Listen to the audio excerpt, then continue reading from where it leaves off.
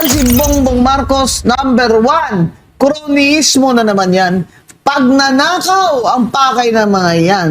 Ayan. At siguradong hindi na yan naalis. Political dynasty yan. Kaya ang plano niya noon, ang papalit sa kanya, si Martin Luther Romualdez para daw i-hold niya yung trono para kay Sandro. Ay, Yun nga yung playbook nila. wala na po. Ngayon, alam na ng tao, booking na. Kaya ngayon, ang Kasi naman naging gahaman sila eh. Kati Binag at dahil sa current events ngayon sa ekonomiya na nakakaapekto sa tiyan ng ating mga karaniwang Pilipino, kaya nandito si Ma'am Cora Guidote para paliwanag sa atin ang mga pangyayari sa ating ekonomiya at paano na nadadagdag ang hirap ng Ating maranasan ng mga karaniwang Pilipino. na walang filter. Ito ay magsasabi lang siya ng katotohanan ng para sa ating mamamayang Pilipino, malaman lang kung paano nila lulusutan o susolusyonan. Ito, kung may solusyon, nako, tayo po'y nagdadasal talaga. Ma'am Cora, itong yung digmaan ng Iran versus Israel at United States, paano po ito nararamdaman dito ng mga Pilipino? Actually, napakaraming OFWs, di ba, nahin natin yung OFWs. We have more than 1 million OFWs sa Middle East alone, no? So, syempre, ngayon na magulo doon, marami sa kanilang ninenervyos, hindi lang sa kanila, yung mga pamilya rin nila. No? May umuwi nga na-interview ko sa airport Tapos hindi nga sila binigyan ng pamasahe ng gobyerno. Walang plano kasi yung gobyerno sa repatriation. Wala talagang plano kahit saan. Pero Totoo nung naman. pumutok itong digmaan, lalong na halata na wala talagang plano. At kung meron man silang plano sa repatriation, anong trabaho ay maibibigay nila dito sa mga taong to na babalik sa Pilipinas? Wala, di ba? Ngayon pa lang, yung unemployment mo, 5.8% na. Ay, ilan Ibig po sabihin yun? yan, Ilan po yun? 2.96 million or almost 3 million Filipinos ang walang trabaho, naghahanap ng trabaho, walang makitang trabaho. Grabe. So, How many years na tayong ganyan, Miss Cora? Actually, ngayon, medyo mataas ngayon eh. Dati kasi, nung December, 2.2 million, no? So, biglang umakyat ngayong Enero. Kasi nga, normally, pag Christmas, medyo mataas pang employment rate. Yeah. Kaya lang, nung December, umakyat pa rin ang unemployment nung December. So, ibig sabihin, maraming na-layoff. Ngayon po, na mataas na ang gasolina. Magkano na ba ang gasolina ngayon? Ano na raw? Ang alam ko, yung diesel sobrang taas eh. Parang 20% taas. Mga 93 na ang diesel, tapos ang gasolina between 78 and 79. No? Sa taas ng gasolina ngayon, Ma'am Cora, ano naman epekto nito sa negosyo at mga trabaho? Actually, lahat ng presyo tataas. Kasi ang gasolina may pinakamalawak na impluensya sa lahat ng bilihin dito sa Pilipinas. We call it the inflation basket, no? So, yung inflation basket, yun yung kabuuan ng mga ginagastos natin sa pang-araw-araw. So, yung gasolina, yung unang-una yung gasolina tsaka langis, di ba? Mga 12% ang component siya sa inflation. Tapos yung 20 pala, 20% sa transport, 12%, yung jeepney, yung taxi, yung kotse, ganyan. Tapos syempre, pag bumili ka ng pagkain, yung mga manufacturers gumagamit rin ng krudo. So tataas din, 'di ba? Yung mga nagde-deliver ng mga basic services, yung mga nagmomotor, yung mga Grab, angkas, ganyan, tataas din ang presyo nila. Tataas ang presyo pero ang sahod ay steady. Correct. So talagang ang mangyayari dyan, yung abilidad ng piso mo na makabili, lumiliit ng lumiliit. Ang tawag doon, purchasing power. So ngayon, nung Enero, I think 76 centavos ang talagang value ng piso. Hindi na piso. 76 centavos na lang. So ito, kung tumaas ang inflation mo ng 15 to 20%, baka maging 50 centavos na lang ang kakayanan ng piso na makabili. Kati, mamalengking nga tayo, ha? Punta Sa sunod tayo. na linggo, ha? Magkano manok ngayon, Kati? Isang buong manok? Ako kasi namamalengke ako magkano kaya ngayon? Ako, farmers, sabi nila medyo mahal, pero magaganda kasi 200 to 40, ganyan. 240 ang... per kilo. Ganyan na ngayon. Yeah, pero alam mo, Miss Cora, ako kasi I'm very worried kasi 90% of tayo talaga na nag-aangkat tayo ng oil sa ibang bansa, no? And most of it galing sa Middle East. Then meron tayong magiging malaking problema, yung Strait of Hormuz na isasara. So, Actually, sarado paano na yun? siya. Sarado na may, talaga. May mga Okay. dumadaan, pero hindi complete yung operation. Pag under normal operations, 2 million barrels of oil per day ang dumadaan siya sa Strait of Hormuz. Ang China, pwedeng dumaan. Ang China, Russia, India. So, yung mga kasama sa BRICS, no? Pero, Pero sabi ni Trump, ano daw niya, atakein niya yung Strait of Hormuz. Nagtatawag siya ng allies, actually, tinatake na niya yung Strait of Hormuz kasi naglalagay sila ng mga landmines. So, yung mga yung mga ships na maglalagay ng landmines, inatake na ng Amerika. So, ang talagang, yan ang pinaka-critical, no? Ang Strait of Hormuz, 40% ng oil production ay ang most of the production of Iran dumadaan talaga dyan. At saka meron isang island dyan, yung Karg Island. 90% ng oil ng Iran dumadaan sa terminal ng Karg Island.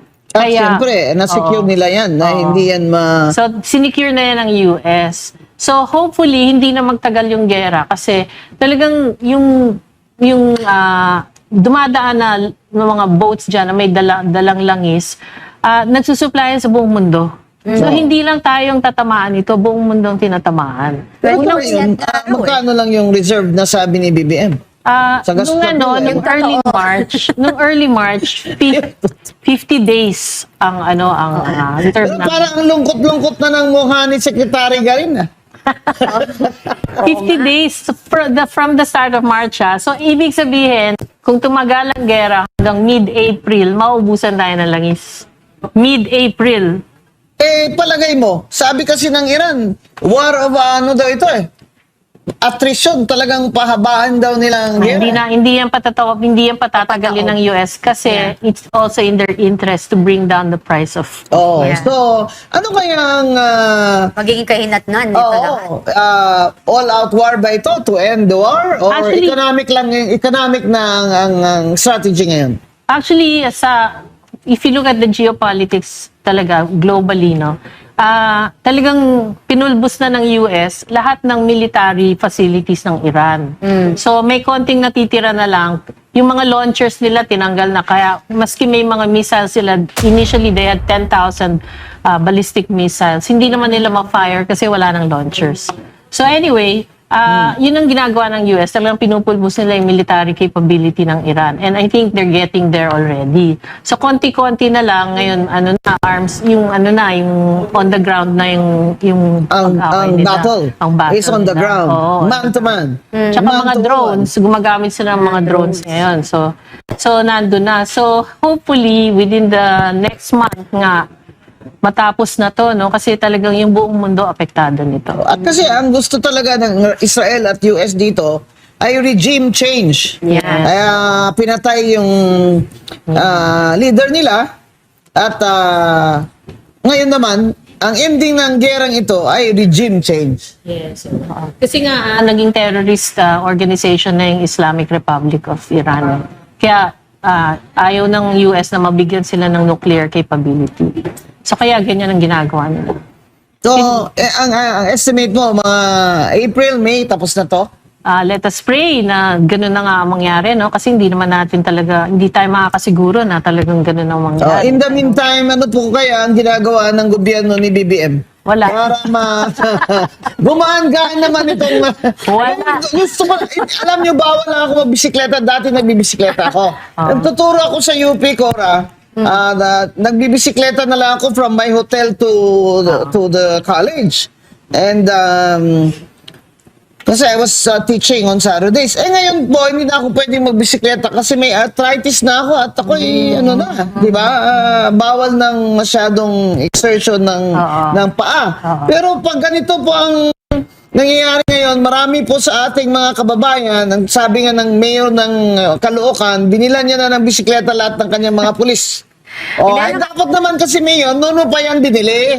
In fairness, Oo. natatandaan nyo, parang merong yung pahiwatig nung nagbisikleta si Tore. May sumpa. Oo, pero si Tori naman, kung anong papauso niya, ayaw ko samahan siya eh. Kasi may malas yan si Tori. Tingnan mo, di ba, na-demote. Kaya, ang masakit ngayon, Ma'am Cora, Cathy, yung mga pamilya ngayon sa sahod nila na hindi naman tataas at tumataas ang bilihin at tataas na naman ang pamasahe. Lalo po, tataas itong number of Filipinos na nakakaranas ng gutom. Sa ngayon, according to survey, ang kalahati po ng Pilipino nakakaranas ng gutom. Ilang milyon po yun? Yun nga, kung 100 million tayo, di 50 million, di ba? Tapos, ilang milyon yung walang trabaho? 3 million ngayon. Almost 3 million, ang walang trabaho. Bago natin pagpatuloy ito, OMG! mainit tong usapin na to at dapat tong malaman ng ating kababayan. Kaya mag-break po muna tayo. Huwag po kayong alis at pagbabalik ang programang sa Totoo Lang. Ang foreign direct investment ngayon, ang balita ko, Ma'am Cora, dun sa mga kaibigan kung medyo may kapital naman, sinabi nila na yung may mga kapital ngayon na Pilipino ay hindi na magpapatayo ng factory dito sa Pilipinas. Doon na sila sa Vietnam at sa China. Ayan. Actually, yung mga domestic investors dito, hindi sila mag-e-expand kasi kung nakikita nila mahina yung consumption, di ba? Gagawa sila, walang bibili. Totoo. Yung mall, di ba? Sabi mo Yeah, I was in the mall. Nasa mall ako ng Sunday. Nagulat ako, walang tao. Yung mall na yan, maraming tao. Linggo yun, Linggo yun. So sabi ko, So kahit ang mayayaman ngayon, Yeah. naghihinay-hinay ng spending. exactly. And ako, naniniwala ako doon sa sabi mo, Miss Cora, na nahihirapan ng mga investor na mainganyong mag-invest sa atin. Kasi kung nakikita nila yung talamak na pagnanakaw, tapos wala tayong disiplina. And you know, look at those countries, Asian countries all over the world, like Japan, Korea, very nationalistic eh. They support their own. Sana ganun din tayo. No? Sana magkaroon tayo ng leader na imbes na mag-angkat kasi karamihan even ang food natin naangkat pa natin sa ibang bansa eh. So karamihan ng commodities natin galing sa labas. So wala tayo talaga masyadong atin. Kasi gusto lang nila mag-import ng bigas para may konting smuggling sila. Napakalaki nun. Malaki silang paldo napakalaki. niyan. Malaki yung smuggling. Yeah. Yan ang problema talaga dito sa BBM administration eh. Kaya Napakalawak actually nung problema kasi corruption talaga. yung corruption, walang accountability. Di ba sa ibang bansa, pagka nahuli kang corrupt ka, lalo sa China, pinapatay na kaagad. Oo. Dito, Yeah. hindi inimbestigahan. Pagka may witness, wala, binablock nga, di ba? Yung mga... Ayaw nga, di ba? Ayaw ibnuribon yung 18 Ayaw. na Marines, Katya. Yeah. Oo. Alam mo, doon ako nagtataka, Miss Ko. Matanong ko sa inyo, no? Kasi ang galing niyo sa math. So, yung 800, just talking about 805 billion, no? So, kung yung 805 billion na yan, Na nasa maleta? Na nasa maleta na dinala ng mga Marines or retired men in uniform. Pinagdidiberan Yes. sa mga corrupt. Saan ho nating magandang i-divert or magagamit yan na nakagaan pa sa ating bayan? Kung at sa sana mga- hindi nila Ibinulsa. ay saan pa kaya nakapunta yung 800 na Yeah. yan? Alam nyo, mga back of the envelope calculations ko, no? Yung 800 billion, napakalaki niyan. Okay? So, ayaw kong ilagay yan kung ako tatanungin, ayaw ko ilagay yan sa mga ayuda-ayuda kasi walang mangyayari dyan eh. You're Tunaw giving the agad. fish, you're not giving the fishing rod. Oh, Diba? yes. Kailangan maging productive yung pera. So, kung ilagay yan sa paggagawa ng mga kalye, it can build 80,000 kilometers of roads. Ganyan. Yes. And how many, and a lot of jumps. Yeah, from Manila to Masbate, ano lang yan 1,000 kilometers yata. Ito 80,000 kilometers. So ilang kalye magagawa niyan? Or if you put it in homes, it can build up to 806,000 homes, assuming 1 million pesos per home. Oo. Oh. Tapos ang Ilan mga lang ang manggagawa na ma-hire dyan, may trabaho po sila. Correct, oo, di ba? Kasi may sweldo sila. Oo. Or nilalagay sa mall, kunwari. No? Kasi dati nagtrabaho ko sa isang company na gumagawa ng mga malls. Kaya niyang gumawa ng mga 223 mid-sized malls. Okay? Na nagko-cost ng mga 3.6 billion pesos kada mall. Yeah. Ilang trabaho ang pinoprovide ng isang mall, di ba? Oo. So, yung ganun. So, napakalaki nitong 806 billion pesos na to na nawala. So, ang nawala sa atin, yung potential for growth.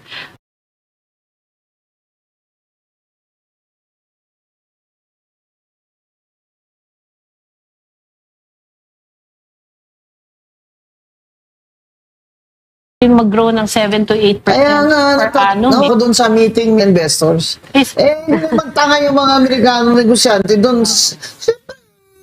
Siyempre, sinaimbita sila, di pumunta sila. Diba? Pero mag-i-invest ba yun sa atin? No. Lip service lang lahat yan. Hindi, kaya nga yung ayuda talaga, tama ka, no, Miss Cora, hindi siya mabuti. Kasi sa totoo lang, budol yun, mga kababayan, napakalaking budol na kung makapagsalita yung mga politician dyan or government official na nagbibigay sa inyo ng ayuda, na parang sa kanila galing yung pera, na sila ang nagpagod.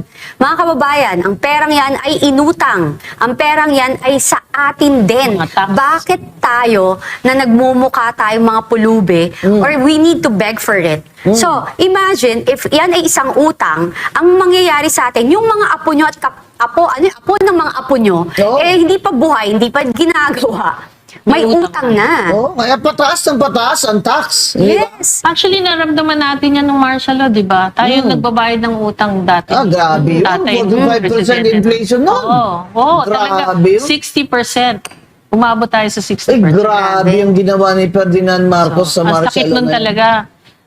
Talagang tinitingnan mo na lang yung mga imported items. No? Grabe, Wala kang mabiling mansanas, Wala, no? ubas, wala. Kami Alam sa mo, Negros, yeah, ang daming tsokolate. farmers, sugar farmers na tumigil na lang sa farming eh. Oo. Kasi useless na eh. Dahil kinukuha lang naman ni Marcos yung sugar namin, binibili ng mababa at binibenta naman ng mataas. Actually, Kanilang racket pa rin, kaya nagsara na. Nung nagsara na, ay malnutrition na. Nangyayari Yung mga na yun tao. ngayon, attorney. Maraming mga umiiyak ng mga farmers. Minsan nagte-text Yes. sila sa akin. Di naman nila ako kilala. Pero sabi nila, baka makatulong po kayo. Ganyan, nakakaawa eh. Kasi lubog na sila sa utang. Tapos hindi pa binabayaran yung mga dineliver nilang seedlings. Alam mo, nakakalungkot yan. Kasi, alam mo, tayo nagturo sa Thailand, di ba? Oo. Tapos we have so many flatlands na dapat yan ang pondohan, di ba? Yung maliliit na negosyante na like, especially farmers, kasi we can be big with Yeah. talaga sa Actually, hanggang ngayon, 9% ang contribution ng agriculture sa GDP natin. 9% lang? 9% lang. Secretary Laurel Chu Laurel. Laurel Chu ba o Chu Laurel? Yeah, yes. Secretary, makinig ka naman. Bayaran mo naman yung mga binibentang seedlings yan ng farmers. Grabe, mangungutang na naman sila para lubog na nga eh. makabili lang ng kung ano-ano. Tsaka yung price of fertilizer. Ano mo na yan, ayusin mo na may free fertilizer naman yung very small farmers na mga rice na yan. Tigilan nyo na yung smuggling ng sugar dyan. At kami sa Negros, ang dami naming pinapakain ng mga obreros dyan. At Secretary Chu Laurel, matanong nga sa'yo, ha? Sa totoo lang, bakit ba yung lead ventures na yan? Lead agri-ventures, yan ang laging nananalo sa bidding. Mga 60% ng bidding ng seedlings ng rice, yan ang nananalo. Bakit po? Wala na po bang ibang marunong yan? Binibili niya rin yan sa mga local farmers sa seedlings o kaya ini-import niya tapos ibibiding siya lagi nananalo. Sino ba may-ari niyan? Sa sunod, lalagay ko na sa Facebook ko yung may-ari ng Lead Agri. Grabe kayo. Tsaka yung seedlings, Cora, na para doon sa Tugigaraw o kung saan long dry season, yun din ang ibibigay namin nilang seedlings doon sa, for example, sa Batangas. Di ba may yan sa weather and seedlings? Yeah. Di ba? Dapat yung, bakit sabi nga ng mga farmers, bibigyan nyo kami ng libreng seedlings na hindi naman tutubo ng tama. ang production Sabotage. namin with the irrigation, lugi pa rin kami. Abang Secretary Chu Laurel, alam ko hindi ka nag-aaral ng agriculture eh. Kaya sir, panagutin mo nga yung mga yan dyan. Oo, Secretary Chu Laurel, napakalaking bagay na iyong suportahan ng ating mga farmers, mga local farmers kasi for us to have a stability in our country, especially sa ating kalakalan sa bigasan, is dapat nating tangkilikin ang sariling Kaya atin. yung fertilizer, ibaba mo na yung presyo dyan, Secretary. Hindi ko alam kung subsidy ka ba o ano ba. Ay, Saka ang agriculture attorney, isa yan sa pinakamalaking sektor na may nagpo-provide ng trabaho. bigas, magkano ang bigas ngayon? O, bumaba na ba sa 20? Meron silang Wala pa? binibenta, Wala. something like that. 20, hindi kaya ibaba ng 20 kasi yung cost of production pa lang. Wala na. Binibili lang naman ninyo sa farmers yan ng 8 eh. Unmilled eh. Kaya nga, Binibili kawawa yung nyo mga 8, 12. kawawa yung farmers, Oo, di ba? binibili nila ng lugi. Oo. Sakit. Ako, Kawawa. may konti akong rice land. Tinaupahan ko na yan for many years. Kasi, kung ako, dahil hindi naman ako marunong, malulugi lang ako. Oo. So, yung marunong nga at taga roon sa amin, yun ang sinasabi sa akin lagi na grabe ang mahal ng fertilizer. Tapos binabaha pa minsan yung Ngayon, ibang farm. tataas na uli ang krudo. Paano naman yung motor dyan sa irigasyon? Ayan, kagaya. Nako, Secretary Chu Laurel, mag-text ka na sa akin. Mag-text meet na tayo. Sa totoo lang, ang Department of Agriculture, kung ako ay magbibigay ng grado, ang grado mo, Secretary Chu Laurel, ay 74. And sa totoo lang, dapat tayo ay tangkilikin natin talaga bilang mamamayang Pilipino ang ating agriculture na Oo, kaya bilihin. Sarili natin. BBM, umuwi ka na rito. Andito na ata. Umuwi ka na rito. Ang mga tao, gipit na ang ginagawa mo dyan sa New York. Nakabalik na ba? Siguro, ang dami mo pera dyan, no? BBM, magsabi ka ng totoo sa akin. May pera ka sa New York, andyan ka para mag-withdraw, Baka naman nagdala, naka-private plane eh. Ay, bongga. Oo, Private diba? plane. Baka naman. Gasolina. Pengi naman kami. Sumakay ka na sa walis para makatipid ka. At bakit naman yung private plane mo, punong-puno ng mga OC mo, yung OC0? Grabe naman kayo. Gaano kaya kalaking... million pesos ang budget ng one way ata yun? O Ganun two ba? way? Oo. More.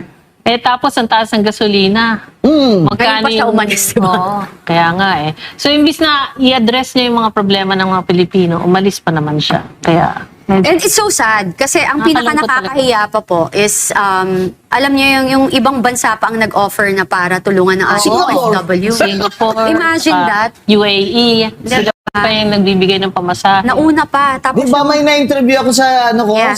sa Facebook ko? Na galing siyang Dubai survivor siya. Sila lang daw nagbayad ng kanilang ticket. diba Tapos nakakalungkot. meron pang isang takot na sila. Meron pang isang taga-embassy na pinagagalitan pa yung OFW kasi humingi ng tulong doon sa embassy. Ang balita ko, natanggal na raw yung taong yun. Pero totoo naman ang sinabi niya doon, ma'am. Sabi niya, wala Walang talagang pera budget. pinapadala Manila eh. Wala nga. Walang pera Kaya lang- Manila pinapadala dito. Ano ibibigay namin sa inyo? Oo. Siguro napagod na rin yun. Na parang, Siguro nga, na-stress out na, no? sinusugod siya. Stress na bangla. Stress. Diba, parang, bakit ako? Mga ganyan.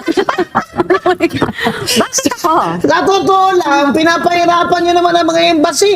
Oo. Ginagawa nyo ng sangkalan dyan, tapos wala naman kayong padala eh. Singapore pa ang nagtulong sa mga kababayan natin. Nakakahiya ka na talaga, BBM. Talaga, Grabe, no? umuwi ka na dito, sir. Namimiss na kita. Nandito na. Ha? Nakabalik na. Bakit si Auntie Claire, yung Vice President, lagi binibira? Sabi, sa krisis na ito, nasaan ang Vice President? May Auntie sarili- Claire, may hindi pa sarili ako mo. presidente si Sarah. Magantay ka ng 2028, saka mo itanong yan. Grabe ka. Pati ba yung Vice President ang tinatanong mo kung nasaan, kung may krisis? Hindi yung boss mong pauwi mo dito. Mama Bing, nagtataka ka pa ba? May sariling mga mundo yan. Bigay mo na sa kanila yung... Ito talaga. Auntie Claire, ilabas mo nga sa amin magkano ang budget ng Office of the President sa travel? Ilabas mo sa amin. Oo. Tsaka magkano na ang nagastos nyo? Oh, yan ha? May mga resibo ba yan? Oh, tama. Confidential fund mo na 4 billion. BBM. Alam mo, Ayan. Galingan mo ang pagresibo dyan, ha? Para ma-liquidate mo yan ng maayos dahil ang confidential fund, pag hindi na-liquidate, hindi po yan pagnanakaw. Sasabihin ninyo, at sinasabi ko rin, yan lang pong liquidation na yan ay rules yan ng COA. Marami Kaya siyang- madaling yung ibulsa yan, kayo madaling magbulsa ng Marami siyang confidential fund dahil unliquidated. 4 billion. Marami Oo. na liquidated. Marami siyang unliquidated. Mas malaki pa doon sa sinasabi nilang confidential funds ni Oo. Inday Sara. Eh sa travel lang niya malaki na talaga ang kanyang Kasi 4 billion ang kanyang confidential funds. Hindi lang yun, di ba? We were ngayon, lumabas yung 18 retired men in uniform. Nagsalita sila na merong 805 billion. Eh, nasan pa napunta yung sa PhilHealth, Maharlika Funds, Tsaka yung sa and some PDIC. other- Yes. Ang PDIC is dami-dami. 107 billion. 107 billion, guys. 107 billion. Nung ako, I did the calculation, pero bawal to. Kasi hindi naman bawal, parang hindi siya maganda. Yung 805 billion, sa bawat pamilya, pag hinati natin yun, may 30,000 per families. Pero of course, we don't like that. Kasi it's band-aid remedy yun. So, we'd rather choose, sabi nga, di ba, I love that quote na sinasabi ni, you rather choose to give the fishing rod and the rather fish. than give the fish. 'Di ba? Parang you let them Tama. fish. Hmm. 'Di ba? Pero paano ang electricity, Ma'am Cora? Akyat Yun ba nga o umakyat na. I think 67 per kilowatt hour. 67 centavos per kilowatt hour. Alam mo, grabe yung kuryente. Ibang level. Hindi, ito na lang isipin nyo Pagka naubos yung gasolina natin by mid-April, magkaka-brown out tayo. Summer pa naman, di ba? Oh, wow. Yung talagang mag-ready na kasagsagan kayo. ng kainitan. Yan. So, kailangan talaga, tulungan natin ang sarili natin. Magtipid na rin tayo sa kuryente, sa Yeah. pagbiyahe, gano'n. Kasi, Guys, kung may mga inventor tayong Pilipino, mag-inventa kayo ng diuling na electric fan. Di uling. solar, di ba solar fan? May solar na yung bahay na kapatid ko. Oh, Mahal solar na. na ako. Matagal na dun sa labas, yung mga garden, mga ganun. Pero may ngayon, dagdagan ko na. May mga ventilador na solar na. Yes. Ay, ganun. So, Pero kung... hindi tatagal ng Kasi buong gabi. may hirap Miss Cora. Oo, nga mahal din Talagang yung paypay. solar light. Alam mo, I love it. Yung nakakita kasi ako sa Facebook, yung mga memes nila, yung nagpapaypay talaga. Di ba solar, di ba heat din? Then kaya sabi ko, yung diuling na electric Oo, fan. okay. Toka-toka muna. Paypayan nyo to. Isipin nyo na lang yung mga pamilya na sa isang maliit na bahay, mga 7 silang nakatira doon, di ba? Siksikan sila pagkagabi. Grabe yan. Isipin nyo na lang Mainit yun. nun. Yung Oo. sakit, pneumonia. Oo. Yeah. Oh, nako, dengue. Oo. Kaya di ba sabi ni Senator Marcoleta, meron siyang panukala na ibaba yung electricity na babayaran, parang isa subsidy. Yes. Yung pag ang income mo ay ganito lang, yung may subsidy ka sa Meron naman po. government Meron naman- subsidy doon sa electricity mo. Meron naman pong yeah. ganun subsidy na if you spend less than a certain amount, you don't have to pay tax. Pero sana yung excise tax na nakukuha Yun. sa At saka ang langis. dami nilang extra, hidden charges. Oo. Sana nga yung excise tax na nakukuha sa langis, sana ilagay yun sa isang subsidy fund. Na pag kunwari, yung ganitong panahon na kailangan talagang maibsan yung pagtaas ng presyo ng gasolina, sana magagamit yung fund na yon. Kaya lang hindi yung excise tax na pupunta yan sa treasury for different kinds of Eh, expenditure. syempre, kasama na yan sa mga unprogrammed funds Oo. na kukurakutin lang dan mga You know, kurap they dyan. collect around 160 to 180 billion pesos in excise taxes. Nasaan na yan? From oil revenues. Wow. So, ganun kalaki. So, yun. Hindi Eh, pala kung i-suspend muna nila yung excise tax na yan para bumaba naman yung presyo think ng that's their gasolina plan. natin. Pag ginawa nila yun, uutang na naman sila kasi saan nila kukunin yung revenues? At magagalit ang kaibigan ko, si ES Ralph Recto dyan. Kasi ayaw nga niya ibaba yung VAT sa 10 eh. Oo.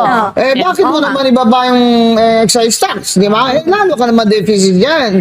ES. Ako, ES, may solusyon ako sa iyo eh. Singilin mo si BBM ng 203 billion na estate tax due. Ibalik na lang nila yung mga ninakaw nila. That's very Pero important. yun kasi may desisyon na yun eh. Di ba? Due na yun eh. Talagang si BBM gusto niya magbayad tayo ng tax para sa ikaunlad ng bayan, bisikleta ang kailangan. Ay, nabalik ko yan Ba na Marcelo ganyan na kinulong si ano? Sino yung artista kulot-kulot mo? Ron Damaro! Ron Damaro! Teenager pa ako, 12 lang ako nung diniklear yung Marcelo Kaya, Rod Navarro, sabi ni Rod Navarro sa TV, sa ikaunlad ng bayan, bisikleta ang kailangan. Binabisikleta siya doon, 10 araw doon sa Krame. Grabe. We Ay, miss nako. you, Rod Navarro. Pero Mama Bing tsaka Miss Cora, ang nagiging problema natin, hindi tayo maasenso. Walang improvement. Meron Naunahan po na ba? nga tayo Natatanong ko, meron po bang improvement? Kasi hindi dahil, this is not about Pro Duterte or anong kulay man ng politika. Kasi the only time na meron akong naramdaman na may improvement is yung si PRRD na-develop yung Makapagal area. At libre ang tuition. Hindi yung, Di ba naglibre ang tuition dahil sa tinignan kanya? mo yung regional GDP nung nung previous administration. Lahat sila tumataas. Lalo na dun sa Mindanao at saka sa Palawan. 9% yung growth ng Palawan noon. Sa Mindanao, at saka yung Davao, ganyan, Cebu, ganyan. They were enjoying very high growth rates. Ngayon, buong bansa, mababang growth So dati 7%, 6% GDP growth tayo. Yeah. Ngayon, 4%, di ba? Yeah. Swertihan tayo this year kung maka 3% tayo this 2026. Is it true po na mas malala pa tayo ngayon kesa nung may pandemic? Actually, malapit. Malapit? Wala pa tayo doon, pero I think mga bandang April or May, Possible. pag tumuloy yung gera at tumaas pa lalo yung gasolina, dadating tayo doon na at least mga 5 to 7 million Filipinos baka mawala ng trabaho. May sinasabi ba ang Department of Energy, Ma'am Cora, kung maubusan na tayo ng ating reserve na langis, may pagkukunan ba sila? Wala. Kasi Wala. nakadepende tayo wala naman tayong strategic oil reserve. OMG! Wala. Nakadepende tayo sa mga private companies na nag-ooperate dito. Kunwari, Shell, Petron. Ang reserves talaga nasa Oil. private companies. Wala naman sa gobyerno, Oo, di ba? wala. Wala tayong kapasidad. Wala naman tayong oil depot. Correct. Di ba? So, Tama. Yeah. saan lalagay lang? Ang Indonesia may oil, no? Meron. Ang China may oil. Meron. Diba? Russia. Dito sa Asia. Sa Asia, China. Vietnam may oil ba? Hindi ko lang alam kung meron. Baka may Wala. wala rin, no? Wala. Pero ang laki ng Malaysia meron. Indonesia malaki. Malaysia meron. Malaysia meron. Oo. Actually, meron tayo pero nasa ilalim pa ng dagat o kaya ng lupa. Di walang nag-explore masyado. Tsaka yung lately nga, yung mga nahanap nila, mga natural gas. Hindi Naalala lang. ko also, Miss Cora, you were saying that Metro Manila is saturated na. The real growth, pwede natin improve outside Metro Yun ang Manila. yung nangyari nung previous administration. Okay. Nagpasok talaga ng government investments sa ibang provinces para ma-decongest ang Metro Manila. Yeah. Kasi because we have like an imperialistic Manila or yeah, government, that's true, diba? no? Most of the Focus. government investments na focus dito sa Luzon. So napabayaan talaga ang Visayas Mindanao. So yung ginawa nun ni PRRD, talagang nagtayo siya ng mga airports, mga roads, bridges doon sa Labas. Kaya nga, di ba, yung Bukanan Bridge. Yeah, yung mukha ng bridge na inangkin. Oo, na inangkin. So, ganon, marami. Yung Cebu Airport, International Airport, sa Cebu, sa Legazpi, naumpisahan yun lahat during the previous administration. Okay, ako sana, yun, ulitin natin. Paulit-ulit ko itong sinasabi na sana, yung leaders natin, kung may maganda namang project from the past, sana pagpatuloy lang. Hindi naman to para sa inyo, hindi yung pangalan nyo yung nandyan. Ginagawa natin to para sa sambayan ng Pilipino at para sa ating bayan. Oo. Kasi lahat tayo, lahat ng leader, lahat kayo mapapalitan. Pero yung iiwanan nyo na naging parte kayo ng isang magandang pangyayari na tinulungan nyo yung ating bansa na ma-develop at gumaan ang pamumuhay ng ating kapwa Pilipino ay napakalaking bagay. So yun lang yun di ba? Fragmental kasi. Politics is very fragmental. And political talaga lahat palagi. Actually, Kathy, naiwanan na talaga tayo kasi nasa age of technology na tayo, di ba? So, sa ibang bansa, gumagawa na sila ng mga robots, mga drones, agree. mga ganyan. So, ang susunod na presidente, malaki ang trabaho. Problema. Ay, naku, kawawa Napakalaki. yung susunod na presidente kasi medyo marami talaga siyang dapat gawin. Unang-una nga, ayusin niya yung corruption, tsaka kailangan may accountability na yung mga Kailangan nag-commit. may makulong. Oo, kailangan may makulong. Ba't Kasi ba? hanggang ngayon, wala Saan na pala si Martin Luther King Romualdez? Yung, Hindi lumalabas. Nasaan na? Ha? Lumabas yata ng bagong mga quote cards kasi tatakbo pa daw presidente.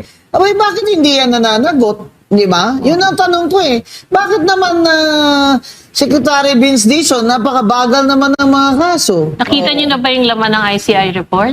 Hindi pa po. Wala pang lumalabas hanggang ngayon. Kasi magsasara na sila, wala pang lumalabas. Ang pumirma, 4 lang na senador. Yung iba, ayaw pumirma. Dito sa nagagalit si Lacson, sabi niya, bakit pirmahan mo muna bago ako imbitahan ko yun, Marie. Ngayon lang ako nakakita na ang mga gustong magsalita at mag-testify sa isang krimen ay nagiging biktima na sila pa ngayon ang kriminal. Ano daw? Pirmahan muna ni? Ni Nam- Senator Marcoleta. Kasi Ang they had a debate. Oo. Para raw niya patawag. No? Eh, di ba? Saan ka nakakita ng ganong pag-iisip na, okay, pipirma ako bago ko patawag. Una sa lahat, the fact ng pagkalabas nung 8-una, si Gutesa, isa lang. Ginawa niyo ng issue. Simpleng notary public, ginawa niyo ng issue. Lumabas 18. Unang-unang ginawa nyo, pinasama nyo. Diba? Hindi man lang ninyo binigyan ng opportunity na pag-usapan kung ano talaga yung nilalaman ng kanilang affidavit. May abogado pa. Ang Hinaharap. unang ginawa, inatake agad. Baka Saan ka naman nakakita? gusto ni Senator Ping Lacson hindi 18 kundi 88. Kaya ganun ba karami para mabuksan ng Senate Blue Ribbon Committee? May minority report sina Senator Rodante Marcoleta. Yeah. Sabi ni Senator Ping Lacson, not counted. Not counted daw yung minority. Hindi, Alam mo, tsaka yeah, talaga hinaharang nila lahat di ba? Oo. Imbis na pausadin yung investigasyon, hinaharang na kagad. Tsaka sinisira na yung credibility ng mga tao. Imbis na, they're shooting the messenger and not the message. And yung message din na nakikita ng mga foreigner very sharp very straightforward. Di ba alam niyo po yan kasi nagsipag-aral kayo sa abroad. Di ba sinasabi nga nila, kung dito sa Pilipinas, hindi nila tayo mapagkakatiwalaan sa sarili nating pera, ninanakaw natin ang sarili nating pondo, paano tayo pagkakatiwalaan ng ibang bansa? Di ba? So to the point na babaon natin yung sarili natin sa utang, na sarili nating bansa, ibebenta na natin sa iba. Kaya nga negative na ang inflows ng investment. Di ba? Wala na talaga. May bagong utang si BBM. Yan ang bago. $800 million. At least may bago. Asian Development Bank. Ang tanong namin sa totoo lang, BBM, Saan gagamitin? saan mo ba yan gagamitin? May- Baka naman maleta na naman yan, BBM. Kami na naman babayad yan. Di ba ang South Korea ayaw na magpautang sa atin? Ayaw Yun na. na. Sino nga naman pautang? Tingnan mo si BBM, Ang hirap kasi ito pakinggan si BBM, utang na utang, At saka, pag nahihirapan na siya, utal-utal na siya. Kasi hindi siya nagsasabi ng totoo, Kaya siya nauutal-utal. Ako Ang kawawa, sekretary ng Energy, nandun sa gilid, Stress Oh, na. kilala ko yan Taga amin yan Secretary Garin, Garin. Ako, Secretary Garin. Lungkot ka na dyan. Dati Di ba ang background niya sa health? Bakit siya napunta Hindi sa yan energy? Abogada yan. Abogado ba? Yung yun? health, yun pong congresswoman. Yung congresswoman. I see. Yan po, abogada po yan. Dati rin pong party list representative niyan. Kaya lang tingnan mo to. Sinasabi niya, huwag mag-alala. Merong reserve sa 60 days. 60 days ba yun? Less 50 lang, 50 lang. It's 50 days. Pero kinaklaro ni Secretary Garin na wala pong reserba ang gobyerno. Ang may reserba po, ang private sector. Ngayon, kung maubos bilhin yan lahat. Kayo lang, may nagtumawag sa akin sa transport sector, Ma'am Cora, na gusto nila ng meeting.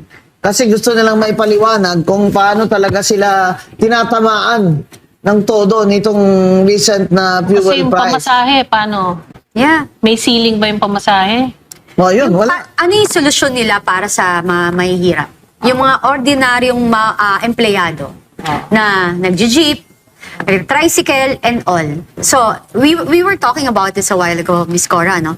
How much is, magkano ang Minimum wage, Oh, di ba? 120. Oh, a day. Dito sa Metro Manila. So monthly, how, di ba? mga 2,200 something lang. Oh, di ba? Parang kung 600 a day Pag times sinabi 10, pang no work, 6,000. no work day, Kati. Oo, wala. Pag 4-day sinabing, work week lang di ba? Holiday. Paano yung daily wager? Mga Actually, daily. nakita ko yung may interview si former Senator Nikki Cosateng.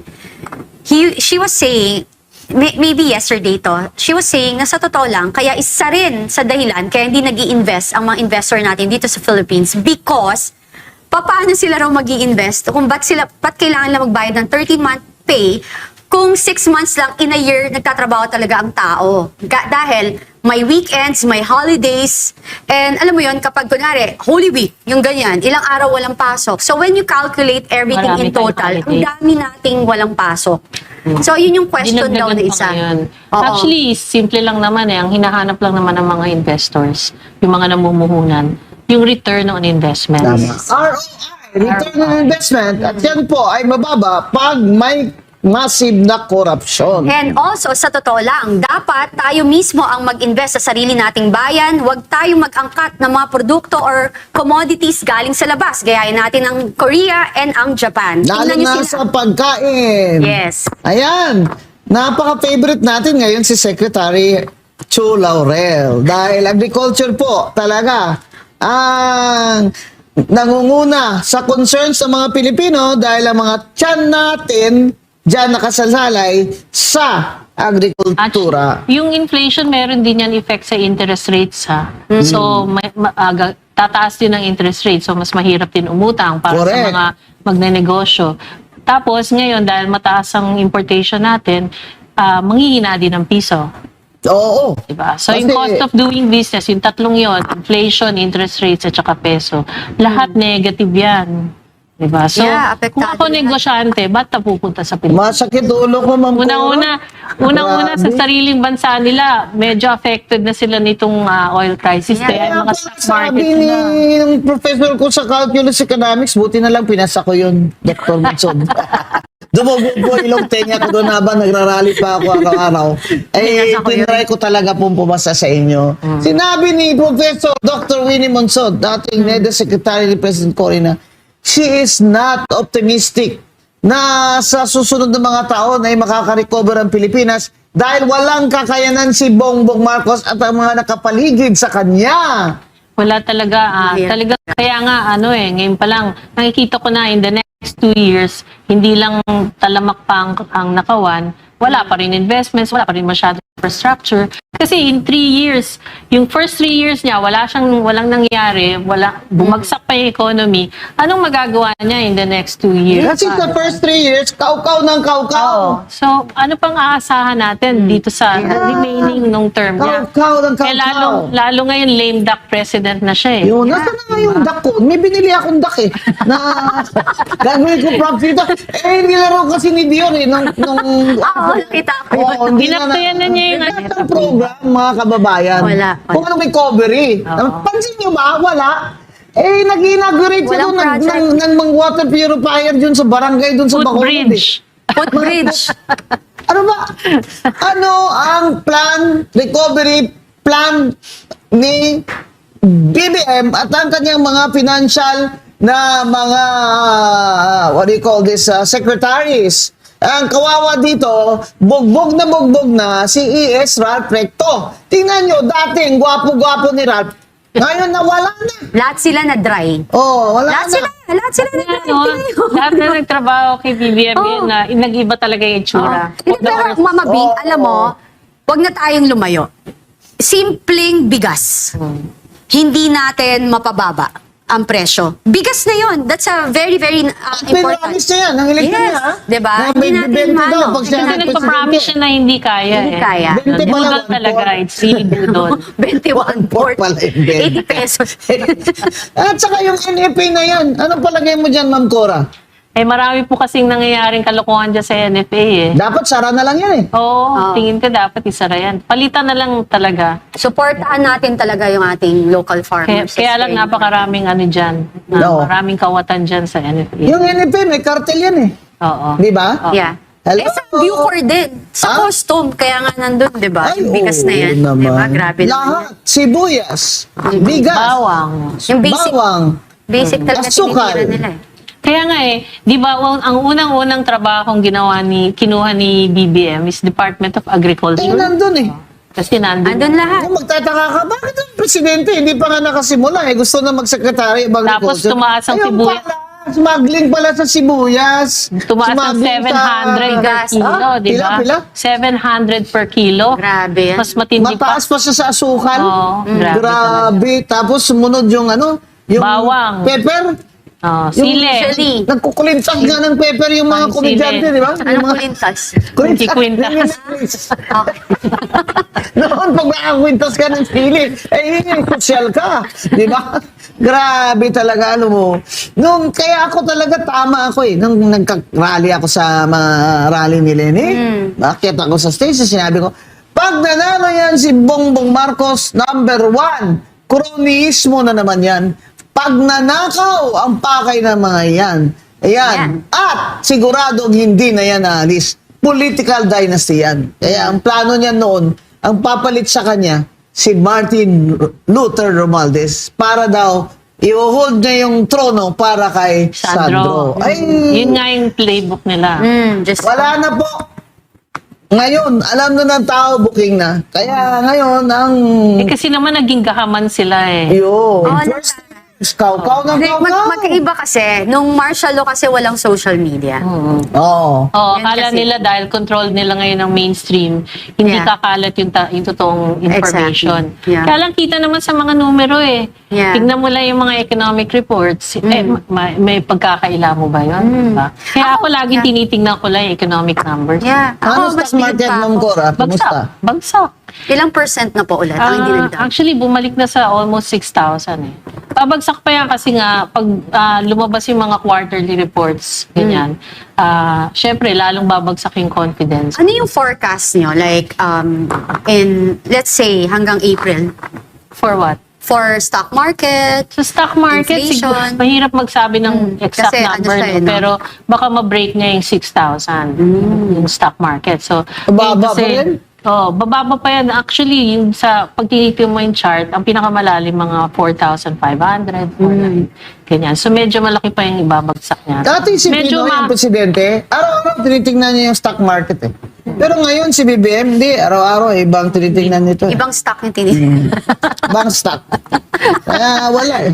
ibang stock. He doesn't care Kaya yung mga about us. kumpanya, hindi sila makaraise ng pera sa stock market kasi bagsak yung mga presyo ng ano Yes. nila eh. Saka walang, Stock nila walang eh. negosyo na tataas ang shares pag ganito. Alam mo yung Ayala, SM, lahat sila nangalahati na yung share Oh price my nila. gosh. That's More so than bad. half yung iba. SM Prime, yung ganun.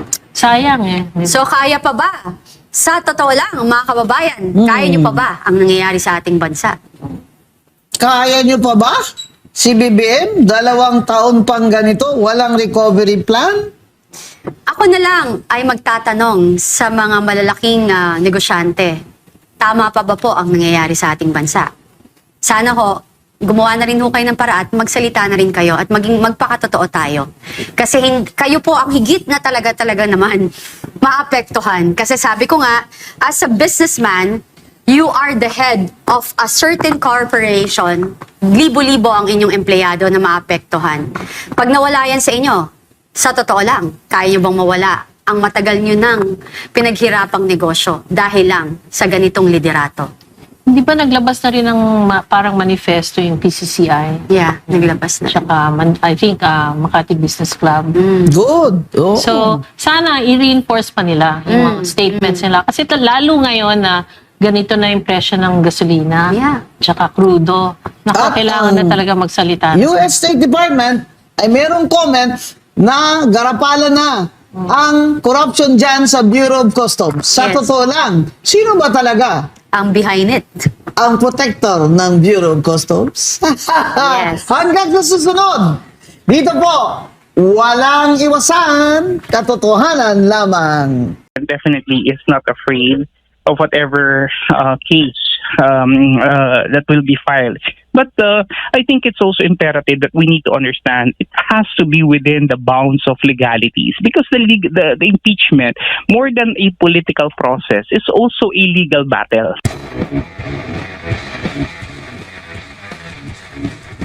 Ano ho bang nakikita po ninyong trend dito nga po sa pagsagot ng pangalawang Pangulo kahapon, pag-file po niyan ng answer ad cautelam dyan po sa Kamara, kaugnay nga po dito sa itong impeachment complaints laban po sa kanya, Prof. Kung maalala po ninyo, nung unang impeachment na final sa kanya, ganun din po yung naging sagot ng Vice Presidente.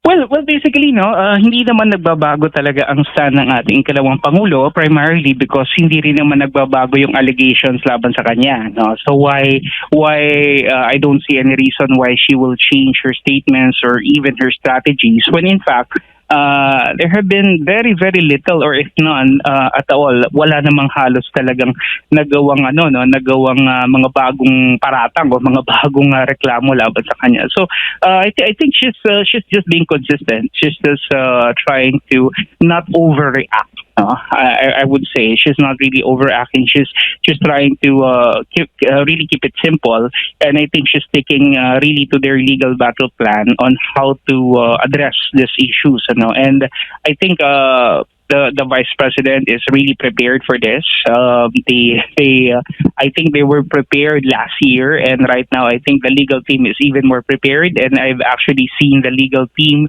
I would say that they're very formidable, and I would say that they're very, very competent, and that they could deliver the victory dito sa ating ikalawang Pangulo kung sakasakali man talaga na aabot tayo doon sa mismong impeachment proceedings. Dahil kung makikita mo yung strategy ng Vice Presidente noon pag-file niya ng answer ad cautelam sa Kamara, at ngayon naman ay panibagong sagot naman dyan sa Kamara, ay later on naghahain na naman siya ng reklamo dyan sa Supreme Court para questionin itong ginagawang proceedings sa impeachment ng Kamara. Tama po yan, tama po yan. And I think what she's demonstrating here is that she is trying to explore whatever legal loopholes there may be dito sa pagkaka-file ng impeachment, at kung papaano talaga masisiguro na kung sakali mang magtutuloy ito, meron talagang merito. I think the Vice President definitely is not afraid of whatever case that will be filed.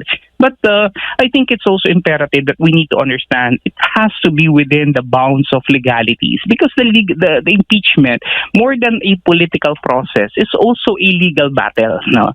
So kinakailangan din naman na lahat ng reglamento at lahat ng mga tamang proseso ay nasusunod din. And I think this is what the Vice President is trying to tell us here, because it may set a bad precedence in the future, especially na lagi nating gagamitin ang impeachment. In short, we're weaponizing the impeachment, the filing of the impeachment against anybody that is against our political convictions.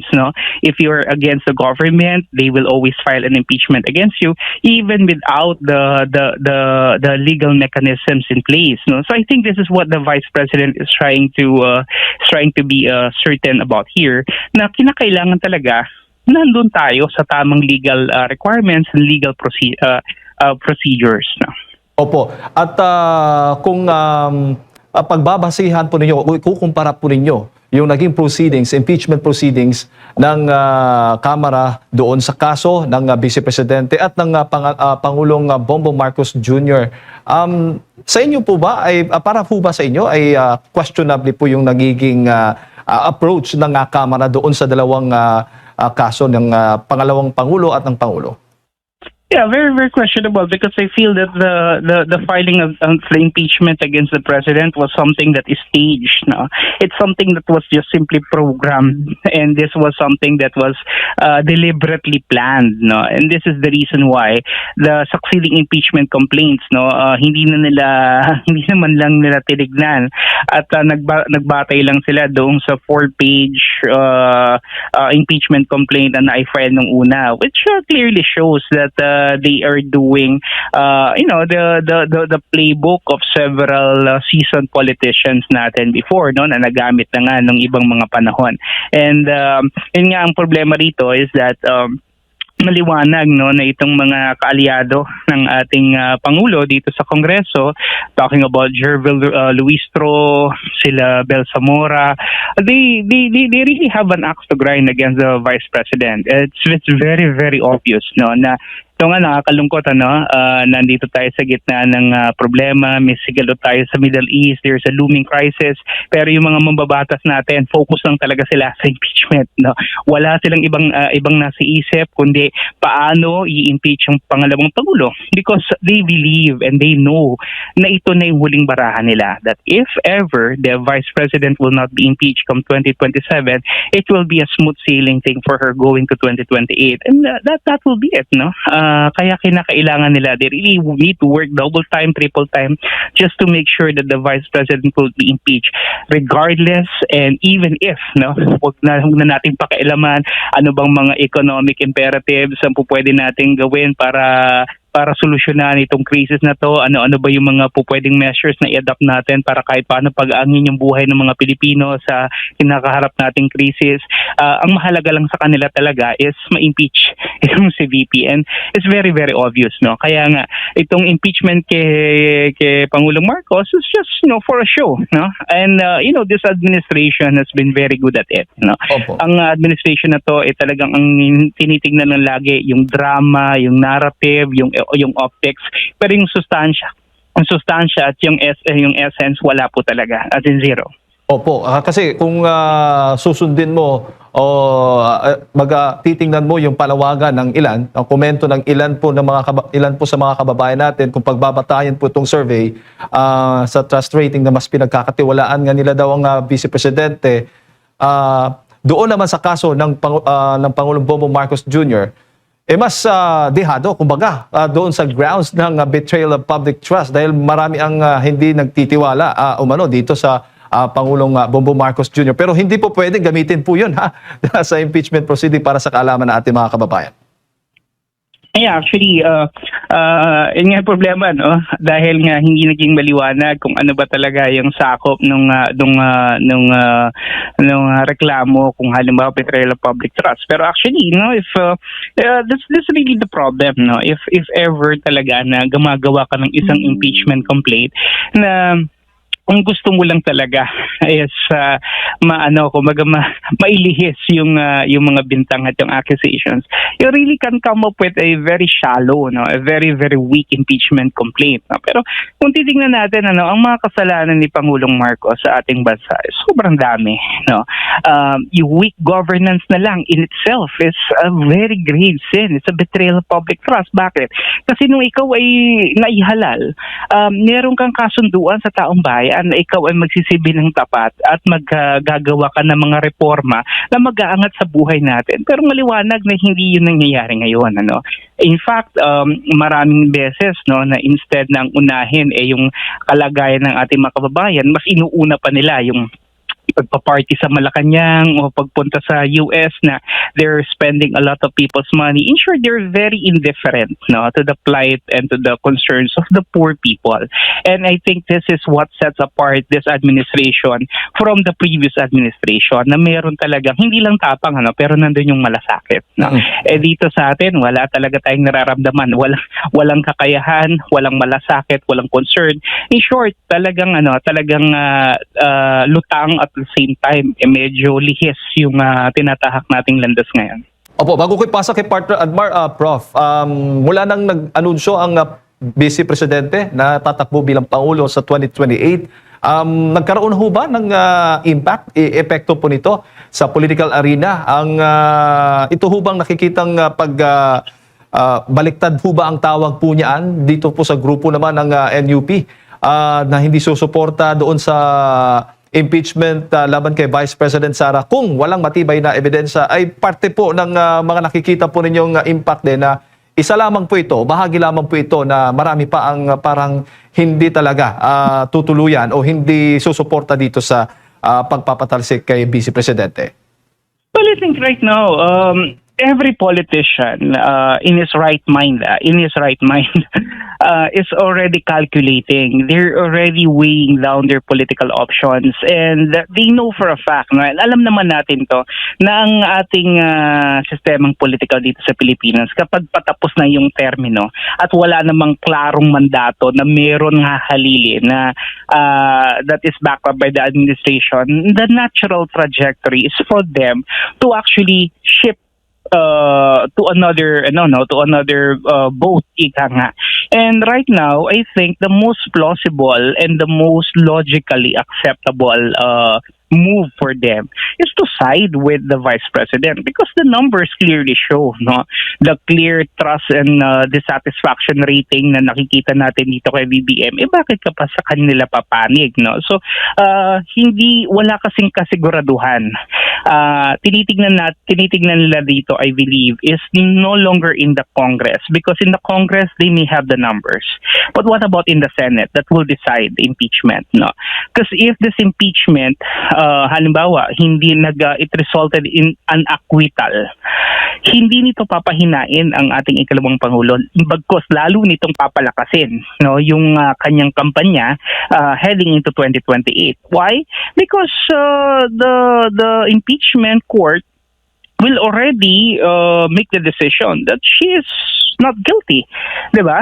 So in short, lahat ng mga demolition jobs, no, that they have been trying to create for the past 3, 4, 5 years will all be put down to waste. In short, lahat yun kasinungalingan lamang, you know. That's the perception at the very least na maaaring makuha ng ating mga kababayan and heading into 2028. So I think NUP, itong si Congressman Puno, they're already now thinking way ahead, and I think it's but right na masimulan nila, no?